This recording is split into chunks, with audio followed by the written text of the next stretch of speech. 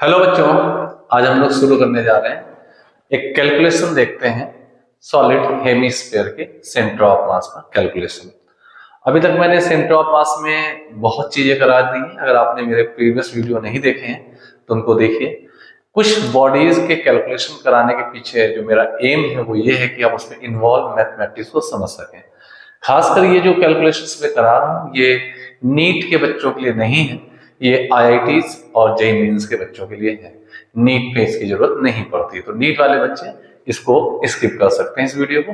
हाँ, पहले का सेंटर ऑफ मास के जो थ्योरेटिकल एस्पेक्ट्स डाले हैं वहां पे जो एग्जांपल दिए हैं वो तीन चार वीडियो है, उसको नीट का बच्चे देख सकते हैं। रही बात जेईई मेंस और आईआईटीज वालों के लिए, तो उन सबके लिए वो सारी वीडियोस इंपॉर्टेंट है। ये वाला स्पेशली जेईई मेंस और आईआईटी के लिए है, नीट के बच्चों के लिए नहीं है। उनके लिए भी कुछ एग्जांपल मैं आगे डालूंगा। तो चलिए इसी सीरीज में स्टार्ट करते हैं calculation of centre of mass of solid sphere.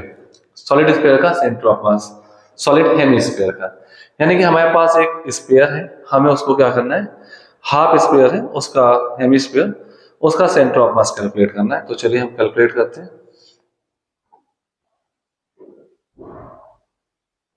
देखिए, हम सबसे पहले एक स्फीयर ड्रॉ कर लेते हैं, हेमीस्फीयर इस टाइप से।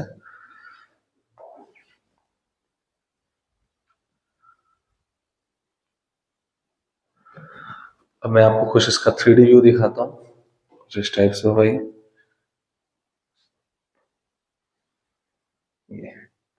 ये इसका सेंटर पॉइंट हो रहा होगा, रेडियस इज आर। अगर आपने हमारे अभी इसके पहले की वीडियोस देखे हो तो मैंने आपको वहां पे डिस्क का सेंटर ऑफ मास, एक कोई कंप्लीट डिस्क होती है उसका सेंटर ऑफ मास आपको पता है ज्योमेट्रिकल सेंटर होता है, और मैंने हेमिस्फीयर का सेल यानी कि होलो हेमिस्फीयर का भी सेंटर ऑफ मास कैलकुलेट करना दिखा दिया था, और आपको पता भी है एज डायरेक्ट उसका रिजल्ट कि उसका सेंटर ऑफ मास इस पॉइंट से r/2 डिस्टेंस पर होता है। अब आप एज्यूम करिए ये एक सॉलिड हेमिस्फीयर है, कुछ ऐसे मैं दिखा दूं dotted, this one is solid, ये सॉलिड हेमिस्फीयर है। अब आप एज्यूम करिए ये ढेर सारे स्फेरिकल सेल से मिलकर बना होगा, हेमिस्फेरिकल सेल से, जिनमें सबसे छोटा सा आप सोचिए, एक बाउल लीजिए, बड़ा सा बाउल, उसके ऊपर उसको टच करके दूसरा बाउल रखिए इस टाइप से ऐसे, फिर तीसरा बाउल रखिए, चौथा रखिए, ऐसे रखते जाइए, तो एक सबसे बड़ा जो आउटर बाउल होगा वो ये r रेडियस का ही होगा, और सबसे छोटा जो इनर बाउल होगा वो 0 रेडियस का होगा। यानी 0 से r रेडियस के बाउल से ऐसे ऐसे रखते चले जाएंगे हम, तो ये कंप्लीट एक सॉलिड स्फीयर तैयार हो जाएगा, सॉलिड हेमिस्फीयर तैयार हो जाएगा। तो इस टाइप से भी हम इसको विजुलाइज कर सकते हैं। यानी ये बताने के पीछे मेरा एम ये था कि एक हेमिस्फीयर या सॉलिड स्फीयर भी अगर पूरा कंप्लीट होता तो उसका एक एलिमेंट जो लिया जाएगा वो अपने आप में एक हेमिस्फीयर का सेल होगा। ठीक है, तो हम कहीं इंटरमीडिएट लोकेशन में हेमिस्फीयर का सेल को विजुलाइज करेंगे और उसको लेकर के हम इसका सेंटर ऑफ मास कैलकुलेट करेंगे। एक तरीका तो ये, दूसरा तरीका ये, आप इसी हेमिस्फीयर को ऐसे विजुलाइज करिए, इस टाइप से मैंने स्लाइस कट कर दिए, जैसे आप सैलेड कट करते हैं, ठीक है, टोमेटो है या पोटैटो है, इस टाइप से कट करेंगे, मान लो राउंड शेप में कट करिए। तो आप देखेंगे यहाँ पे सबसे छोटी एक डिस्क तैयार होगी, फिर डिस्क की रेडियस बढ़ती जाएगी, तो 0 रेडियस से लेकर के कैपिटल R रेडियस तक की ढेर सारी डिशेस होंगी। कैपिटल R की रेडियस की डिश रखिए, उसे थोड़ी कम रखिए, थोड़ी कम रखिए, एंड सो ऑन, तो ढेर सारी डिशेस तैयार हो जाएंगी। तो वो कट करके भी हम इसका दो तरीके हो सकते हैं, तो एक डिशेस कट करके, यानी कि इस पूरे हेमिस्फीयर का जो एक एलिमेंट पार्ट है उसको डिस्क भी लिया जा सकता है, और एक एलिमेंट्री पार्ट इसका हेमिस्फीयर का सेल भी लिया जा सकता है। तो चलिए हम पहले हेमिस्फीयर का सेल का केस 1 यानी कि मेथड 1 दिखाते हैं कैसे सॉल्व करते हैं। तो method 1,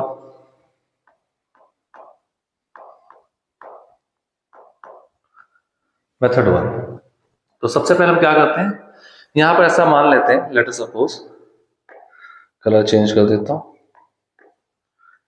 this is the y axis. हमने यहां पर ऐसा मान लिया कि यहां हमने बताया सबसे बड़ा सेल जो होगा आउटर वाला होगा, उसकी रेडियस कैपिटल R होगी, सबसे छोटा सेल सेंटर के पास है उसकी रेडियस 0 होगी। तो मैं एक इंटरमीडिएट रेडियस का एक यहां पे इस हेमिस्फीयर का सेल लेता हूं, सपोज दिस वन,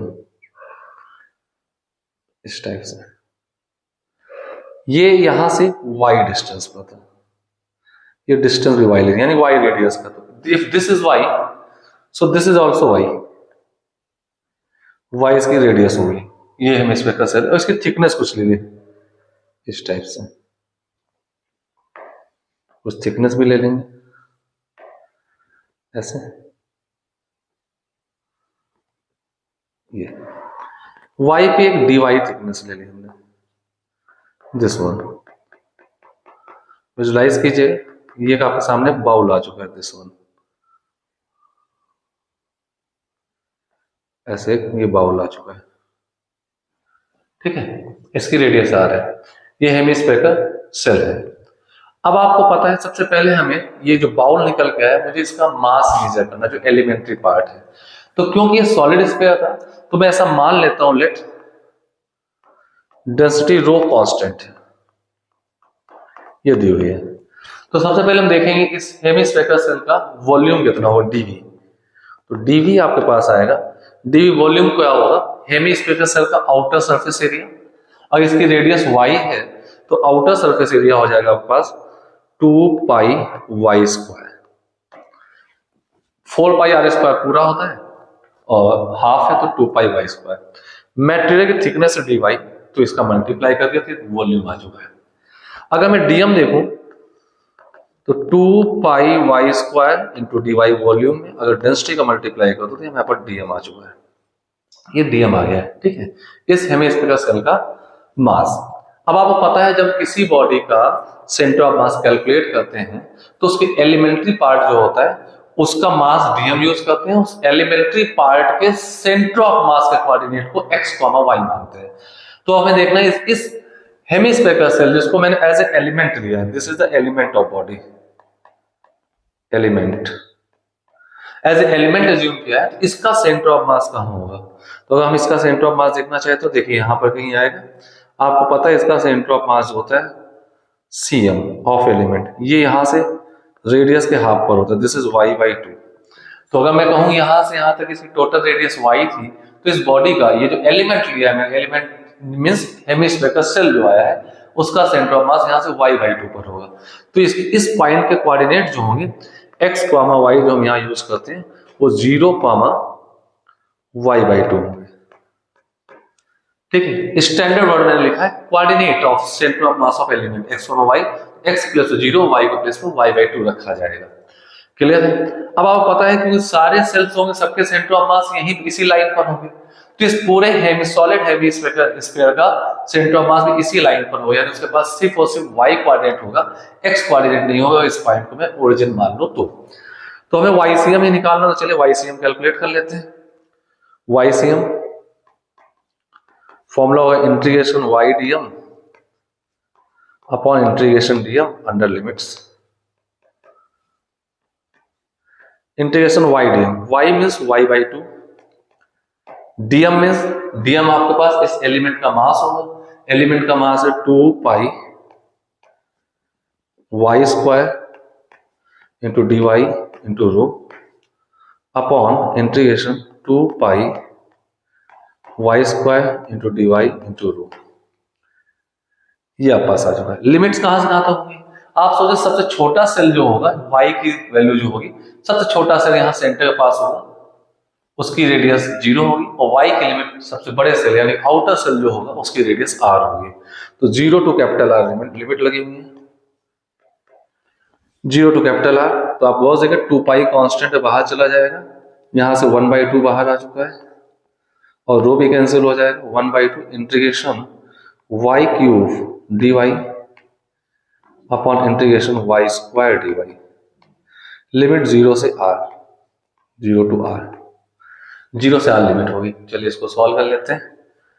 तो मेरे पास आएगा 1/2 वाई क्यूब का जो इंटीग्रेशन होगा वाई की पावर 4/4, जब लिमिट लगाए तो R की पावर 4/4 हो जाएगा, और वाई स्क्वायर का इंटीग्रेशन हो जाएगा वाई क्यूब बाई 3, लिमिट लगाएं तो R क्यूब बाई 3 बन जाएगा, ये कैंसिल हो गया।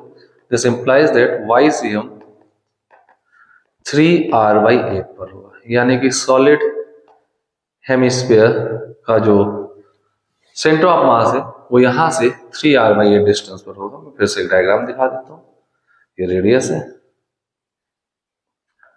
दिस वन यहाँ से 3r/8 पर आप आए यहाँ पर,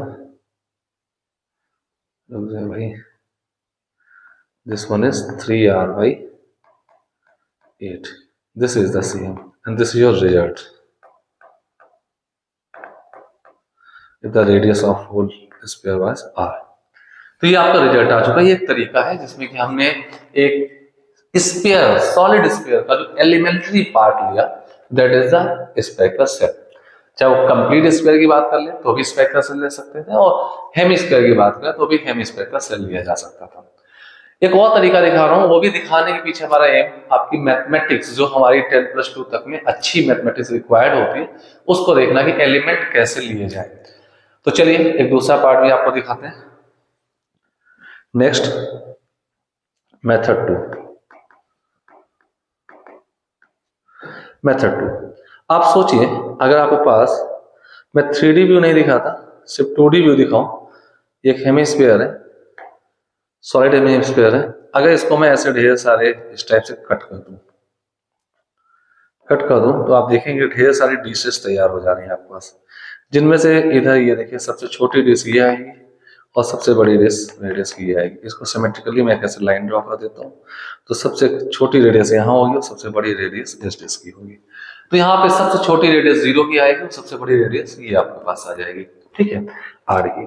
तो कहीं भी ढेर सारी डिशेस हम ले सकते हैं। तो अभी मैं यहाँ पे जो कट करने जा रहा हूँ, कोई एक इंटरमीडिएट लोकेशन पे ऐसे इस तरीके से यहाँ पे एक डिश मान लूंगा और उसके सेंटर ऑफ मास कोऑर्डिनेट को लेकर के उसी नॉर्मल फॉर्मूले में पुट करके उसको इंटीग्रेट करूंगा। तो चलिए स्टार्ट करते हैं कैसे इसको किया जाए। तो इसको एज्यूम करने के लिए मैं 2D पार्ट ही ले रहा हूं, जरा ध्यान से देखिएगा। 2D डायग्राम में दिखा रहा हूं इस टाइप से।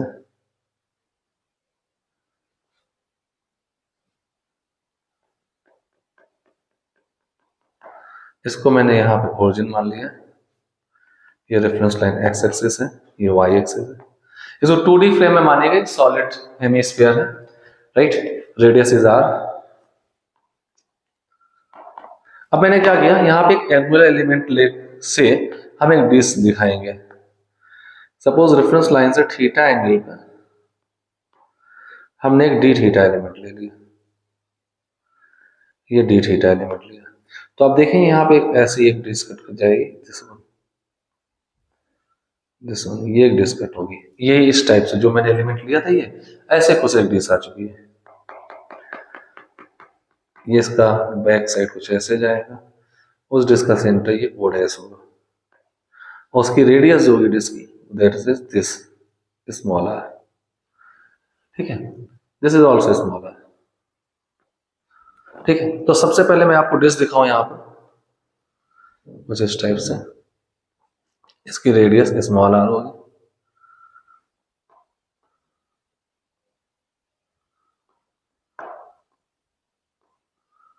स्मॉल आर रेडियस होगी। अब इसका जो सरफेस एरिया होगा डी है वो पाई आर स्क्वायर होगा।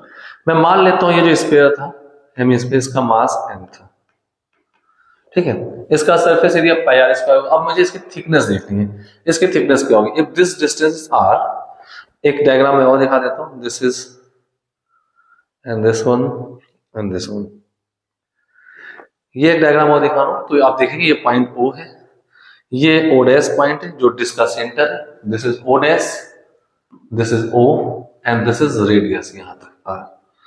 If this angle is theta तो ये एंगल भी थीटा होगा, ये एंगल थीटा होगा, तो ये डिस्टेंस जो आएगी ये हो जाएगी कैपिटल R cos थीटा, जो कि स्मॉल r की जगह यूज हो, कैपिटल R cos थीटा। और ये जो हो जाएगी आपकी डिस्टेंस, ये डिस्क के सेंटर का कोऑर्डिनेट जो आएंगे, ये डिस्टेंस हो जाएगी आपके पास r sin थीटा। तो डिस्क के एलिमेंट के सेंटर ऑफ मास का जो कोऑर्डिनेट आएंगे x, y, वो हो जाएंगे 0, r sin थीटा। ये पॉइंट O डैश के कोऑर्डिनेट है, पॉइंट O डैश के कोऑर्डिनेट जो आएंगे 0, r sin थीटा। तो ये कोई y एक्सिस पर होगा, जितने डिस्क आएंगे सबका डिस्क का जो सेंटर ऑफ मास y पर होगा, इस पूरे हेमिस्फीयर का भी centre of mass y coordinate ही आएगा, x कोऑर्डिनेट नहीं आएगा अगर मैंने O को एज ए ओरिजिन अज्यूम कर लिया है, ठीक है। अब आप पास रेडियस आ गई, स्मॉल r की जगह कैपिटल R cos थीटा रख सकते हैं। अब बात करें थिकनेस की, तो इसके लिए मैं आपको एक डायग्राम और दिखाता हूं, ये देखिएगा, ये पॉइंट O था। अगर आप ऐसे देखें, कुछ ये ऐसे गया होगा, लगभग इतने कर्व पार्ट को मैं स्ट्रेट मान लेता हूँ, इतने कर्व पार्ट को मैं स्ट्रेट मान लेता हूँ, ये चीज मैं आपको दिखाता हूँ। ठीक है, अब मैं आपको दिखाऊं कि ये जो पार्ट आया था यहाँ पर, मैं इसको दूसरे कलर से फिर से करता हूँ। दिस वन पार्ट, ये जो लेंथ आई होगी, दिस वन, ये दिस वन लेंथ जो आई होगी, ये आर है, ये टी थीटा, तो ये आर डी थीटा होगी। ठीक है, इस पार्ट को मैं ऐसे दिखाता हूँ, ऐसे, दिस वन। ठीक है, तो ये ऐसे पार्ट आया, this one is D theta and radius is R, तो ये पार्ट जो आर्क लेंथ आई होगी, डी थीटा इंटू आर हुई होगी, angle into radius.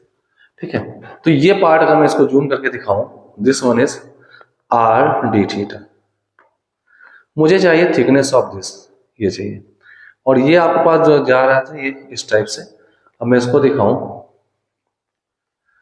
This one, ठीक है, तो इसके 90 डिग्री पर था, राइट, तो दिस वाज थीटा, तो दिस वाज 90 माइनस थीटा, तो ये एंगल आपके पास आ जाएगा दिस वन थीटा, ये एंगल थीटा आ जाएगा, ये भी थीटा था, ये 90 माइनस थीटा होगा, ये 1 थीटा हो जाएगा। ठीक है, तो ये ध्यान रखिएगा। तो अब ये जो थिकनेस आई, this one is R D theta cos theta, ये जिसकी थिकनेस आएगी, this one gap is R perpendicular R cos theta D theta. ये बहुत इंपॉर्टेंट पार्ट है, इसको समझना बहुत इंपॉर्टेंट पार्ट है, ध्यान दीजिए। कई बार बच्चे क्या होते हैं, आर डी थीटा को ही थिकनेस लिख जाते हैं, तो आर डी थीटा को थिकनेस लिखना गलत होगा। आपकी इसके थिकनेस को ये इंक्लाइन पार्ट होगा, यानी आर्क वाला पार्ट होगा, जो मैंने यहाँ दिखाया इस दिस वन। ठीक है, तो थिकनेस के लिए परपेंडिकुलर चेक करेंगे, तो यहाँ पर पास आ जाएगा R cos theta D theta, ये थिकनेस आ चुकी है डिस्क की। इट मीन्स अगर मैं इसको यहाँ पे ऐसा कुछ व्यू दिखाऊं, जिसका 3D व्यू टाइप कुछ, ये थिकनेस, ये थिकनेस जो होगी ये R cos theta D theta हो जाएगी, ये थिकनेस। ठीक है, ऐसा हो गया। अगर इस डिस्क का वॉल्यूम मैं चेक करूं, तो वॉल्यूम डीवी कितना आएगा। इतने सारे डायग्राम हैं जो बहुत चीजें समझा रहे हैं आपको, बहुत इंपॉर्टेंट है। तो अगर मैं डीवी डीएम लिखूं, डीवी वॉल्यूम ऑफ डिस्क लिखूं, तो सरफेस एरिया हमारे पास है पाई आर स्क्वायर, और थिकनेस हमारे पास है r cos theta D theta, तो r cos theta D theta. Small r की वैल्यू हमारे पास है कैपिटल आर कॉस थीटा, यहां रख दें, तो pi are square capital R square cos square theta into r cos theta D theta. ठीक है, तो डीवी हमारे पास आ जाएगा, डीवी हमारे पास जो आएगा वो हो जाएगा pi are cube cos cube theta D theta, pi are cube cos cube theta D theta. अब अगर मैं मास हमें हम दिया है, तो आप कह सकते हैं 2/3, sorry yes 4/3 pi are cube होता है वॉल्यूम, तो इसमें हेमिस्फीयर स्फीयर का जो वॉल्यूम होगा वो होगा 2/3 पाई आर क्यूब, तो 2/3 पाई आर क्यूब, वॉल्यूम का मास है m, यूनिट वॉल्यूम का मास होगा m/2/3, तो 2 pi are cube by 3, this one, ये यूनिट का मास होगा, इसी को हम कह सकते हैं डेंसिटी रो है। तो इतने वॉल्यूम जो हमारा डीवी वॉल्यूम आया, उतने का मास क्या होता है, dm is 3m/2 pi are cube, 3m/2 pi are cube into dv, dv हो जाएगा pi are cube into cos cube theta D theta. Clear है, तो आप पास आ जाएगा, देखिए पाई से पाई कैंसिल हो गया, आर क्यूब से आर क्यूब कैंसिल हो गया, this become 3m/2 cos cube theta D theta, 3m/2 cos cube theta D theta. इसको थोड़ा सही से लिख देता हूं, cos cube theta D theta, ये डीएम आ चुका है। और सेंटर ऑफ मास जो मैंने यहाँ पे जो डिस्क ली है, उसका सेंटर ऑफ मास जो है this one is O dash, उसके कोऑर्डिनेट ओ डैश के कोऑर्डिनेट ही x, y थे, 0, r sin थीटा थे। ये चीज मैंने यहाँ भी लिख रखी है, देखिए ये 0, r sin थीटा वहां भी लिख दिया है। तो अब x कोऑर्डिनेट होना नहीं सिस्टम में, y coordinate of centre of मास ये है, तो YCM का फॉर्मूला लगाते हैं। तो YCM of whole body integration y dm upon integration dm, integration y dm, तो y कोऑर्डिनेट हमारे पास है r sin थीटा, चेक करिए r sin theta into dm है 3m upon 2 cos cube theta into d theta upon, अब मैं integration dm को तो लिखने नहीं जा रहा क्योंकि इंटीग्रेशन dm तो टोटल मास ऑफ सिस्टम होगा, तो उसको हम डायरेक्टली कैपिटल M लिख सकते हैं, जो हमने ऊपर लिया था दिस वन। यहां लिख देता हूं इंटीग्रेशन dm को तो हम डायरेक्टली कैपिटल M लिख सकते हैं ना, तो कैपिटल M हो गया। लिमिट कहां से कहां तक लगेगी, तो आप देखें अगर मैं थीटा 0 कर दूं सबसे बड़ी वाली डिस्क कवर हो जाएगी, थीटा 90 तक कर दूं तो टॉप तक कवर हो जाएगी, क्योंकि हमने पूरा ले रखा है इस पोर्शन से लेफ्ट से राइट सब पूरी डिस्क ले रखी है, ठीक है। तो ये सारा अमाउंट कवर्ड हो जाएगा, तो 0 से 90 डिग्री, ठीक है। तो m कांस्टेंट कैंसिल हो गया, this equal to 3/2 3r/2 integration में sin theta cos cube theta d theta 0 से π/2। मैं मान लेता हूं यहाँ पे, अब इसको ये इंटीग्रेशन बाय सब्स्टिट्यूशन करना होगा, तो देखिए कुछ सब्स्टिट्यूशन मान लेते हैं। Let cos theta equal to t, cos का डिफरेंशिएशन होता है minus sin theta into d theta equal to dt, तो sin थीटा d थीटा या dt रख सकते हैं माइनस का, और cos थीटा या t रखते हैं, तो ये आपके पास आया 3r/2 sin theta cos theta जो मैंने माइनस का माइनस होल बाहर लिख दिया, ध्यान दीजिए माइनस होल बाहर लिख दिया, सॉरी कुछ गलत हो गया, ये होल माइनस मैंने बाहर लिख दिया, दिस वन वो जो माइनस आना था into sin theta d theta या dt लिख दिया, और cos क्यूब, तो cos थीटा t मान लेते t क्यूब आ जाएगा, t cube dt under limits. अब यहाँ लिमिट वही नहीं हो, फंक्शन बदल चुका है, तो पहले फंक्शन को मैं इंटीग्रेट कर देता हूँ, फिर फंक्शन को थीटा बदलूंगा तब थीटा की लिमिट लगा दूंगा।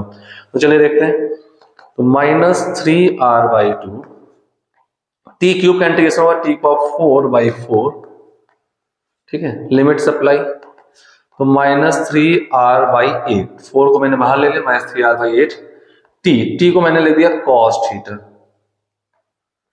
cos की पावर 4 थीटा 0 से π/2, तो माइनस 3r/8 cos π/2 की power 4 minus cos 0 degree power 4। As you know cos π/2 होता है 90, 0 हो जाएगा, उसके पावर 4 भी 0 हो गया, cos 0 डिग्री होता है 1, तो 1 पावर 4 भी 1 होगा, ये माइनस लगा तो माइनस 1 बच जाएगा, तो minus 3r/8 into 0 minus 1, this become 3r/8। It means YCM आपके पास जो आ गया 3r/8, और ये वही बात प्रूफ होगी जो मैंने ऊपर प्रूफ की थी। हाँ ये तरीका थोड़ा बड़ा हो सकता है, बट एक मैथमेटिक्स सिखाना मेरा इसके पीछे एम है, जो मैंने इसमें किया हुआ है। तो बहुत इंपॉर्टेंट चीज है, इस बात को ध्यान रखें, खासकर जो डायग्राम मैंने यहाँ जितनी चीजें बताई हैं, how to take the element, यानी किसी एक सॉलिड स्फीयर के एलिमेंट आप दो डिफरेंट तरीके से ले सकते हैं। पहला तरीका है इस तरीके से स्लाइसेस सैलेड की तरह कट कर दीजिए, तो एक डिस्क भी जो एक छोटा सा पार्ट आएगा इंटरमीडिएट, वो उसका एलिमेंट हो सकता है, और दूसरा ढेर सारे हेमिस्फेरिकल शेल रख दीजिए, इनर सेल 0 रेडियस का, सबसे outer extremely outer shell r radius का होगा। इन सारे सेलों का कॉम्बिनेशन भी, स्पेक्ट्रल सेल्स का कॉम्बिनेशन भी एक सॉलिड स्फीयर आपको बनाकर दे देगा।